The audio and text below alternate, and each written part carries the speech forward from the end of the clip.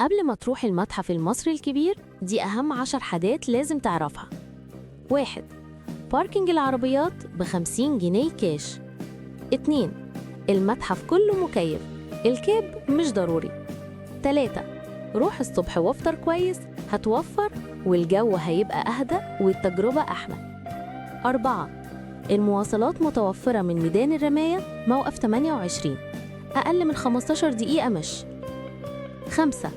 زودة المياه جوه ب35 جنيه، أنا دخلت بإزازتي سبتها في شنطتي. 6. المتحف مجهز لذوي الهمم وفي كراسي متحركة مجاناً في الاستعلامات. 7. الأمانات بره قبل بوابات التفتيش، سيب شنطتك عشان تتحرك بسهولة. 8. الحمامات نظيفة ومجانية ومتوفرة في كل مكان. 9. تذكرتك تشمل كل القاعات وتوت عنخ آمون والمركب الشمسي. 10. في قاعات برسوم زي الواقع الافتراضي ب200 ومتحف الطفل ب150. بطاقتك الشخصية هتفيدك في خصم المصريين، والفيزا فيها فلوس.